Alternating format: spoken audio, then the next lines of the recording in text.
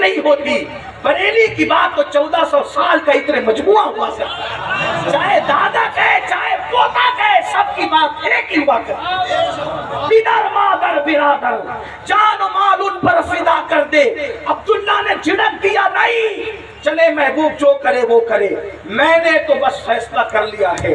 لیکن اب وہ پتلیا سا دوپٹہ اوڑھ کر, پتلی سی چادر لپیٹ کر جیسے ہی مدینہ منورہ میں داخل ہوتے, خدا کا کرنا آدھی رات گزر چکی تھی, مدینے والوں کے دروازے بند ہو چکے تھے, کوئی بستر پہ سو رہا تھا, کوئی مصلے پہ رو رہا تھا. عبداللہ نے سوچا کس کے گھر جاؤں. خیال آیا مسلمانوں کی ایک مسجد ہے جسے مسجد نبوی کہتے ہیں, اس کے دروازے 24 گھنٹے کھلے رہتے ہیں. عبداللہ چلو وہیں چل کے بیٹھیں گے. اب مدینہ منورہ میں داخل ہوئے, اتنی ٹھنڈی تھی کہ ٹھنڈی سے ٹھٹر رہے تھے. وہ ماں کا دوپٹہ جو اوڑھ رکھا تھا وہ مدینہ منورہ کی سردی سے بچنے کے لیے کافی نہیں تھا. سوچا کہ چلو مسجد کے کونے میں جا کر بیٹھ جائیں گے, مسجد کے کونے میں جا کر بیٹھ جائیں گے. لیکن جیسے ہی حضرت عبداللہ مسجد نبوی کے اندر داخل ہوتے ہیں, ایک بندے کو دیکھا کہ کوئی ان کا انتظار کر رہا ہے, ایک بندے کو دیکھا کوئی ان کا انتظار کر رہا ہے. عبداللہ سوچ رہے تھے پہچانیں گے کہ نہیں پہچانیں گے, لیکن یہاں کوئی انتظار کر رہا ہے. اس بندے نے بڑھ کر کے سلام کیا اور سلام کر کے کہا کیا تمہارا نام عبداللہ ہے, کیا تمہارا نام عبداللہ ہے. اس بندے کو عبداللہ نے کہا میں تو پہلی مرتبہ مسجد میں آیا, آپ سے میری کبھی ملاقات نہیں, آپ کون ہیں اور آپ کو میرا نام بتایا کس نے. تو کہا کہ مجھے بلال کہتے ہیں, میں بلال رسول اللہ کا غلام ہوں اور حضور ہی نے بتایا. کہا کہ میرا ایک غلام ہے, نوجوان ہے, میرے عشق میں اپنی ماں کو, اپنے چچا کو, اپنے گھر کو, حتیٰ کہ کپڑے بھی اتار کر ماں کا دوپٹہ اوڑھ کر مدینہ آ رہا ہے. اور مدینے میں اتنی ٹھنڈی ہے کہ وہ ٹھنڈی برداشت نہیں کر سکے گا. تو بلال تم یہاں رکو اور یہ میرا کمبل وہ آئے تو اس کو دے دینا اور اس کو یہ میرا کمبل اڑا دینا.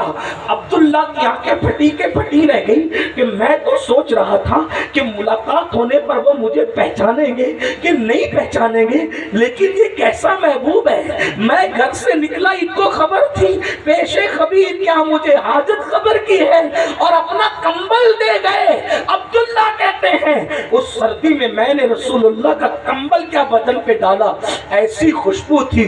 اب انتظار کرنے لگا, اب آئیں گے اب آئیں گے. دل کی دھڑکنیں تیز ہو رہی تھی, دل کا عالم زیر و زبر ہو رہا تھا. ایسے عالم کے اندر میں انتظار کر رہا تھا, اب آئیں گے.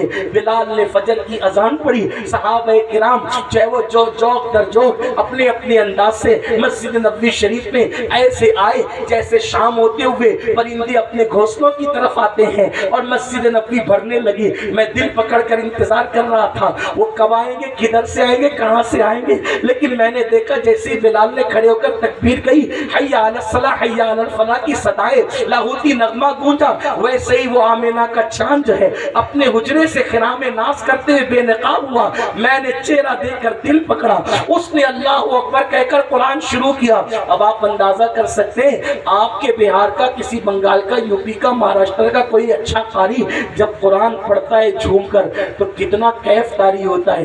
جب قاری قرآن پڑھے تو منظر کیا ہوتا ہے. جب صاحب قرآن خود قرآن پڑھتے ہوں گے اس وقت قرآن پڑھنے کا اور قرآن مقدس کی تاثیر کا انداز کیا ہوتا ہوگا. عبداللہ کہتے ہیں نبی نے قرآن پڑھا, میں تو کیف و مستی میں جھوم رہا تھا. نماز کے بعد میرے آقا مصلی پر بیٹھ گئے, اصحاب کی طرف منہ کر کے, کعبے کی طرف پیٹ کر کے. اب میں نے سوچا بات کیسے شروع کروں گا, اپنا تعارف کیسے کراؤں گا. تو حضور نے سب طرف چاروں طرف دیکھا اور مجھ سے پوچھا, میری طرف مخاطب ہو گئے, عبداللہ کیسے ہو. عبداللہ میں تو حیران تھا کہ میں نے سوچا کہ بات کیسے شروع کروں, یہ تو میری طرف متوجہ ہیں اور مجھے پیار دے رہے ہیں. اور پھر کہا عبداللہ ماں چھوڑ کے آئے ہو نا, چچا چھوڑ کے آئے ہو, گھر چھوڑ کے, گھبرانا نہیں, اب تم نے یہی رہنا, یہی تمہاری جگہ ہے. اب عبداللہ وہی رہتے رہے. عبداللہ کو گویا کہ وی آئی پی کوٹا مل رہا تھا.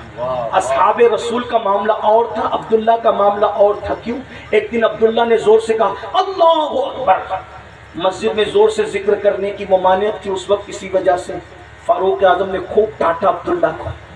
یہاں لوگ دوسرے تلاوت کر رہے, عبادت کر رہے, تم چلا کے ذکر کرتے ہو, بہت ڈانٹا.